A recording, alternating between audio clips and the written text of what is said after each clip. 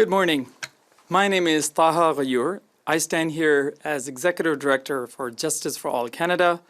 I'm joined by a number of concerned Canadians, including Dr. Nadia Abu-Zahra, a professor at the School of International Development and Global Studies at the University of Toronto, Mohamed Abokasem, a Palestinian community leader, Imam Sikander Hashmi, the Executive Director of the Canadian Council of Imams, Hala Alshaer, a Gazan Canadian who has lost family members in the genocide in Gaza. I represent Justice for All Canada, an organization that has already walked the long road of working with parliamentarians on naming unspeakable crimes for what they are. We were there when the world averted its gaze from the Uyghurs. We were there when the world averted its gaze from the Rohingya. Alongside our partners, we pressed, we fought, and eventually Canada recognized those horrors as genocide, not because it was easy, not because it was fashionable, but because silence would have been a second crime.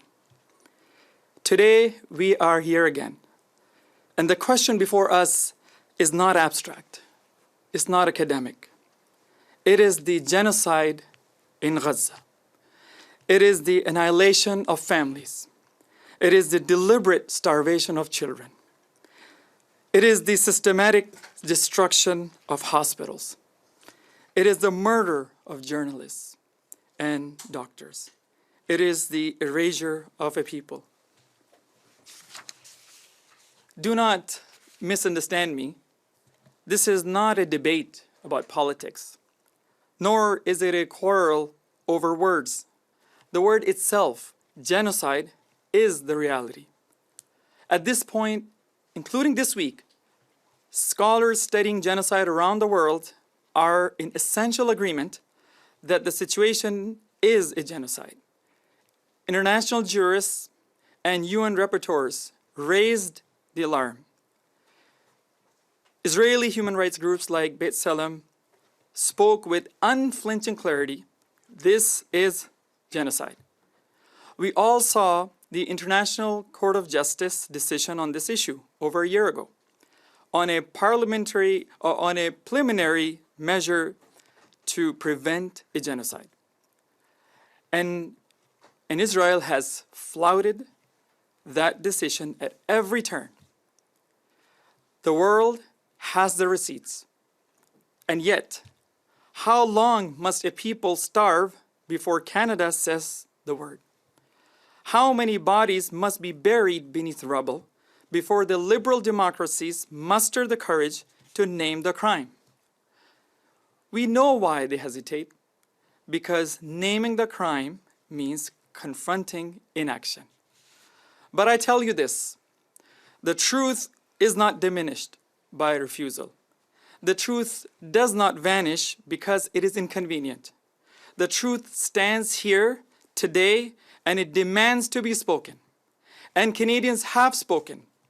64% of Canadians agree that Canada should recognize that Israel's actions constitute a genocide, according to a poll released this morning.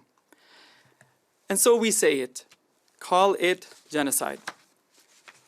Already, nations have broken from the silence. Spain, Belgium, Ireland, Brazil, Turkey, Indonesia, South Africa.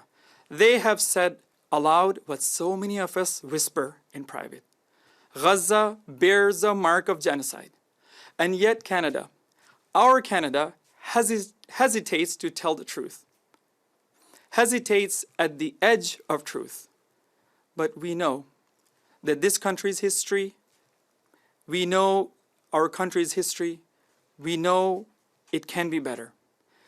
We have seen Canada summon courage, the courage before, when we urged Canadians to recognize, and the Canadian Parliament to recognize, the Uyghur genocide. When we fought for the recognition of Rohingya genocide. And Canada did not crumble. Canada did not fall apart. Canada became stronger, more honest, and more human. This is our call today. Do not falter now.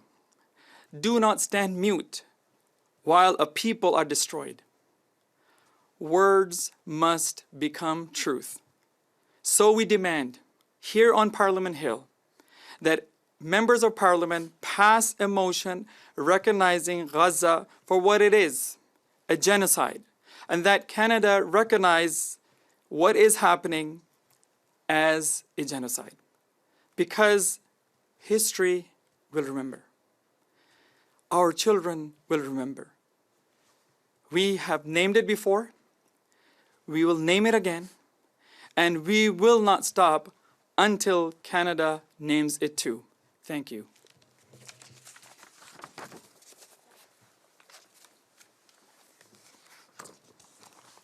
My name is Nadia Abu-Zahra. I am a professor of international development and global studies at the University of Ottawa.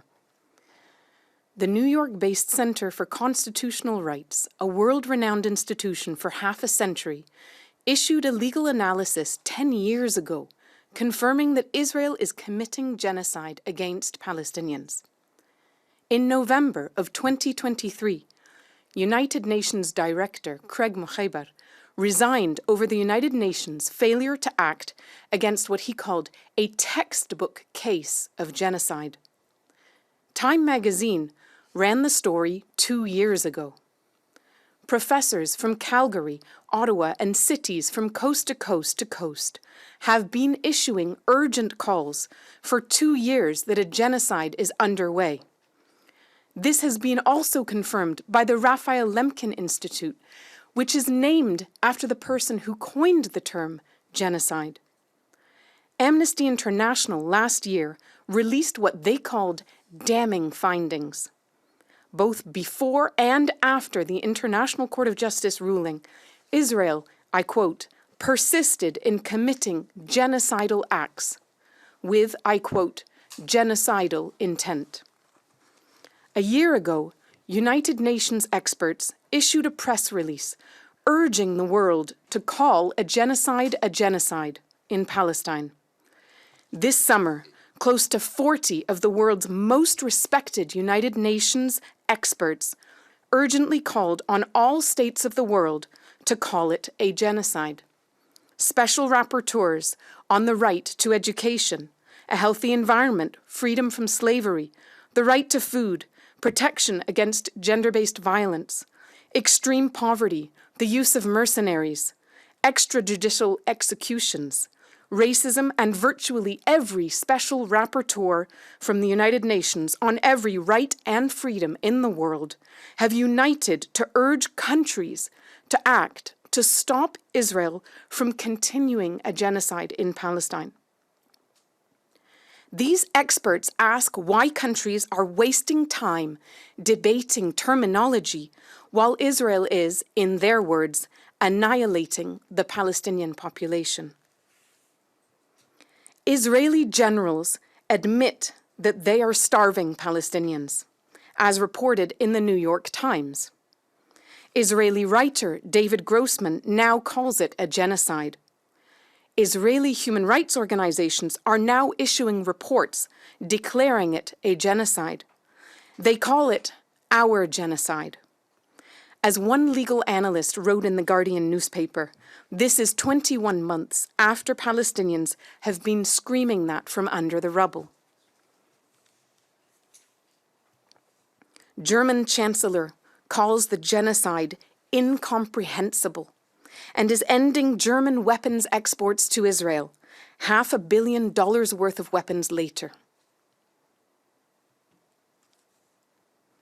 At Boston University, a consortium of human rights centers at universities and colleges from all over the world, and including Yale, Cornell, Pretoria, and other law schools and human rights centers, released the results of an objective, methodological, and detailed analysis, in their words. Their answer is yes, Israel is committing genocide. The world's top scholars on genocide, leading academics who have spent their lives and their careers devoted to studying genocide have overwhelming consensus that Israel is committing genocide. They have issued their findings for people and for countries who would listen and act. The emperor has no clothes, but Canada insists he is wearing Hugo Boss. Canada is not just an ostrich with her head in the sand. This ostrich has an elongated beak, and the head is not in the sand, but in the earth's core. It is time for a unanimous motion in the Parliament of Canada to assert and to acknowledge that Israel is indeed committing genocide in Palestine.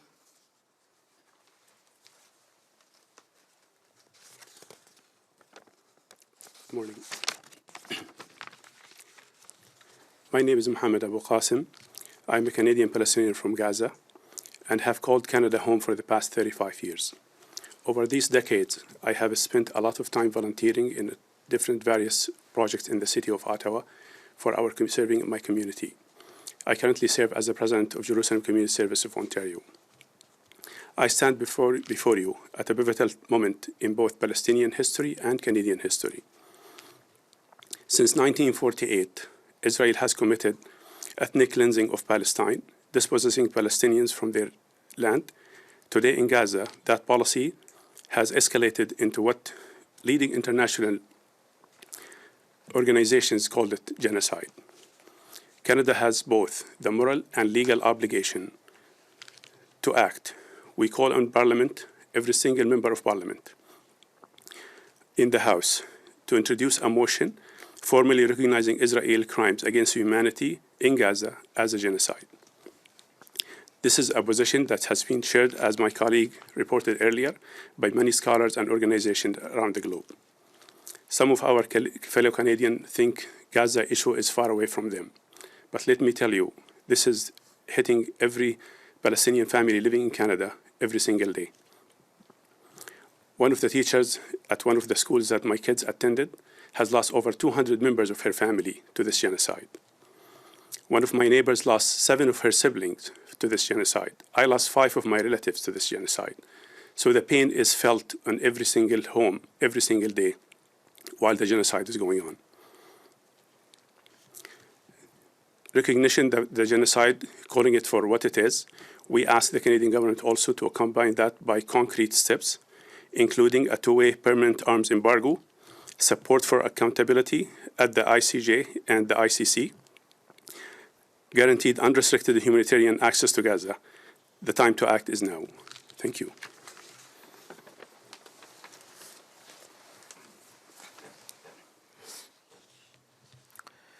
Good morning. In the past couple of weeks, Canadian children have gone back to school from coast to coast. May the Almighty always keep them safe. Contrast the typical Canadian classroom with makeshift classrooms in tents, where nearly every child has lost a loved one. Contrast the typical Canadian hospital with the long wait times and overcrowding, with overflowing, bombed-out hospitals, 6 children to 1 bed, where every doctor is grieving someone in their own family. Contrast the typical Canadian neighborhood, even with our problems with growing crime, with neighborhoods that have bombed-out buildings, collapsed buildings, where every home is touched by death. That is Gaza today.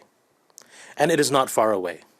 Every major city in Canada has families who have lost multiple relatives in Gaza. As we just heard, one family here in Ottawa has lost over 200 relatives. Others have lost 50 and other unimaginable numbers of loved ones. Imagine the grief of your neighbors carrying that kind of loss. This is not a distant tragedy. It is personal. It is Canadian. And this is not imagination. This is real. And it is intentional. Entire families erased, babies, newborns, children, siblings, parents, grandparents, uncles, aunts, cousins, wiped out by bombs, missiles, drones, collapsing buildings due to bombardment, and bullets amid forced starvation. This is not a war. This is erasure. This is not collateral damage. This is genocide.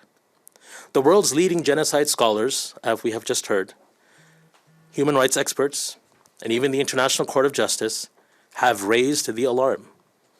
The evidence is overwhelming, and yet it still continues.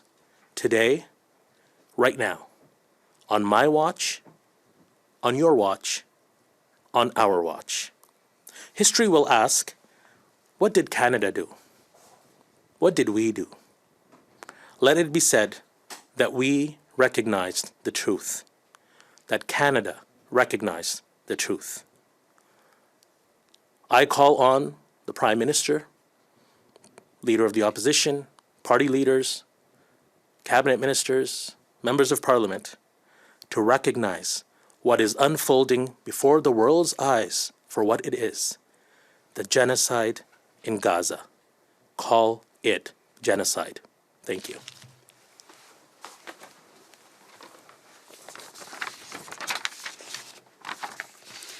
Hello, my name is Hala Alshaer. I'm a Gazan, a Palestinian, and a Canadian, and I stand here today to share some of the horrific stories that haunt my family and my people in Gaza.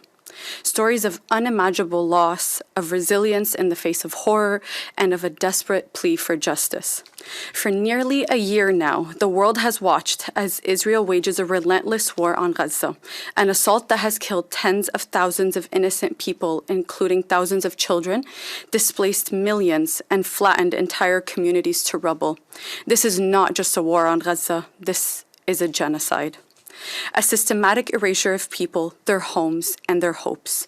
And yet, Canada, my second home, has not yet named it for what it is. Today, I ask our government, how many more must Israel kill before we act?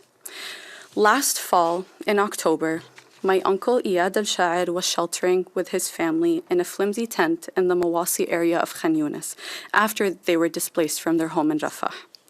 His 9-year-old son, my cousin Omar, was freezing in the tent and asked his dad for more blankets as a result of Israel's illegal blockade that is now a luxury that you are not able to find easily in the Mawasi area. So Ammu Iyad joined 10 other men who were also looking for items to keep their family warm on a long walk back to Rafah to bring back as many blankets from their abandoned homes as they could. While they were walking, an Israeli airstrike struck them without warning, killing them all. An Israeli airstrike blew up my uncle for the sole crime of trying to keep his 9-year-old baby warm. Doesn't every child have a right to stay warm without the fear of losing their father? In July of this year, my cousin, Mohamed Alshaer, was walking to a Gaza Humanitarian Foundation facility, trying to secure whatever aid he could for his wife and their 4 young children. My cousins warned him not to go, as this Israeli-backed foundation was increasingly becoming known to be a slaughterhouse for Palestinians. But he was so desperate to provide for his daughters that he took the risk. Israeli snipers shot him multiple times, killing him instantly. My cousin Mohamed was killed for the crime of trying to feed his family. These stories are not accidents. They are not mistakes. They are part of a pattern that shows us that in Gaza, the very act of keeping your children warm or trying to feed your family has been turned into a crime that is punishable by death. These are genocidal acts, and it is time for Canada to recognize them as such. It is time to take harsher measures against Israel, to hold them accountable on the world stage.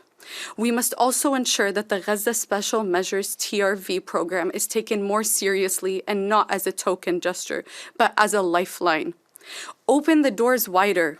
Bring more genocide survivors to safety in Canada, where they can rebuild without the shadow of bombs.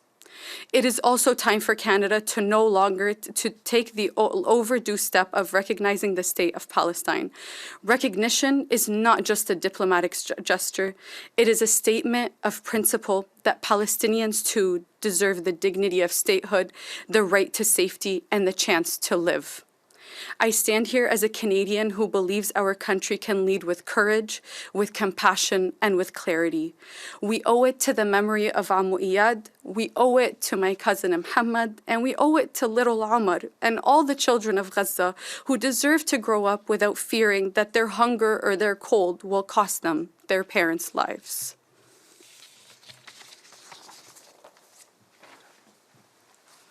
Thank you. We are open to any questions at this point. There are no questions in the room or on Zoom right now, so this will conclude today's press conference. Thank you. Okay, wonderful. Thank you.